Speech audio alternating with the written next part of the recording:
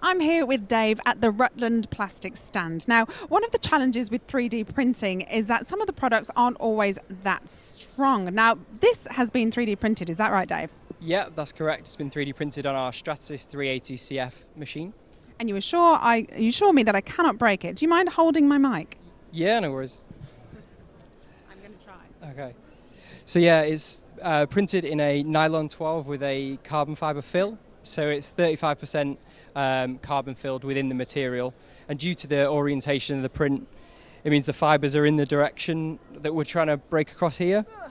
So as you can see, we're really struggling to break it. So for us, we use it for a lot of internal development work, so jigs and fixtures, use in automation, and for us it's really a replacement for sort of aluminium parts within our production facility. So it gives us some real cost and time saving benefits. Yeah. No joy? No joy. I felt like I was getting close, but it's nowhere near. This thing is not breaking.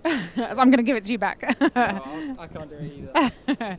So tell us some of the further advantages of your system. Yeah, so for us, what we really aim to do is traditionally, if we were manufacturing a jig for the production environment, we generally design it and then it would be CNC machined. And CNC machining has its purpose and has its place, but for us, we want to use our CNC machining facilities for other purposes. So by 3D printing in such a strong material, we can design it, develop it in the day, and then we can print it overnight, and the next day we'll come into sort of a jig or a robot hand or some sort of fixture that's as strong as the aluminium part, but it's taken us a lot less time to produce. And also we're not as design constrained. It uses a support material, so you can produce geometry you wouldn't be able to traditionally machine from CNC machining. So there's a whole host of advantages that you wouldn't get from any other sort of manufacturing process, and it's all aided because the material's strength. Yeah. So that plays a huge part in it. Yeah, it plays a huge part in it, and there's lots of different ways that you can improve the material strength, by the orientation of the print, how you lay it out. The software allows you manipulation, so you can add strength in certain areas, remove weight in certain areas as well. So if you compared the weight of this to if it was produced in aluminium, you see a weight saving that comes into. So we have collaborative robots. So you've got obviously a limit on the payload of that robot.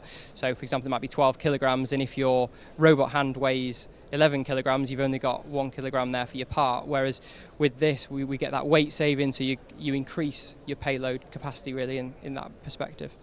I feel like you're giving away all your trade secrets here. Yeah, potentially, but no, it's really a technology that we're on board with, and we operate the facility to use the printer as a bureau service as well. So people can come to us and they can use our printer to produce parts for their own production environment or meet their own requirements as well. And so behind you here, that's just a small example of the different things you can make. Yeah, so there's quite a range of stuff. So I was talking about robot hands. So this is a robot hand for picking components out of an injection mold tool. So these are the robot grippers. So these will grip the part. You'd usually want to print those machine them from aluminium.